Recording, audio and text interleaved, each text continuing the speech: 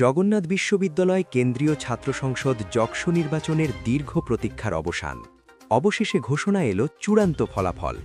আর ফলাফল বলছে যকসুর শীর্ষ ৩ পদেই জয় পেয়েছে ছাত্র শিবির সমর্থিত প্যানেল।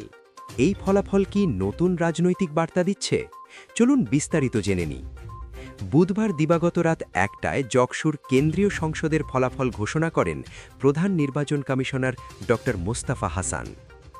ফলাফল অনুযায়ী সহসভাপতি বা ভিপি পদে ছাত্র শিবির সমর্থিত অদম্য জবিয়ান ঐক্য প্যানেলের প্রার্থী রিয়াজুল ইসলাম পেয়েছেন ৫,৪৫৮ ভোট। তার নিকটতম প্রতিদ্বন্দ্বী ছাত্রদল সমর্থিত একেএম রাকিব পেয়েছেন ৪,৬৮৮ ভোট। অর্থাৎ ভিপি পদে প্রায় ৭৭০ ভোটের ব্যবধানে জয় নিশ্চিত করেছে শিবির সমর্থিত প্রার্থী।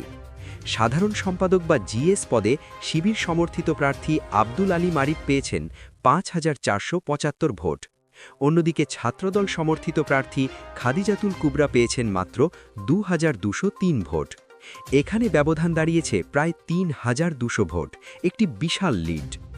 সহসাধারণ সম্পাদক বা এজিএস পদে শিবির সমর্থিত মাসুদ রানা পেয়েছেন ৫,০২০ ভোট। তার প্রতিদ্বন্দ্বী ছাত্রদল সমর্থিত বিএম আতিকুর তানজিল পেয়েছেন ৪,০২২ ভোট। এই নির্বাচনে মোট ভোটার ছিলেন ১৬,৬৪৫ জন। এর মধ্যে প্রায় ৬৫% ভোটার তাদের ভোটাধিকার প্রয়োগ করেছেন। এছাড়া নওয়াব ফয়জুন্নেসা চৌধুরানী হল সংসদেও ভোটার উপস্থিতি ছিল প্রায় ৭৭%, যা শিক্ষার্থীদের আগ্রহের বড় প্রমাণ। যকসোর এই ফলাফল শুধু একটি নির্বাচন নয়, এটি শিক্ষার্থীদের রাজনৈতিক চিন্তা ও ভবিষ্যৎ নেতৃত্বের প্রতিফলন। এই ফলাফল ক্যাম্পাস রাজনীতিতে কী প্রভাব ফেলবে? আপনার মতামত কি? কমেন্টে লিখে জানান। ভিডিওটি ভালো লাগলে লাইক দিন, খবরটি গুরুত্বপূর্ণ মনে হলে শেয়ার করুন। আর নিয়মিত আপডেট পেতে এখনই চ্যানেলটি সাবস্ক্রাইব করুন।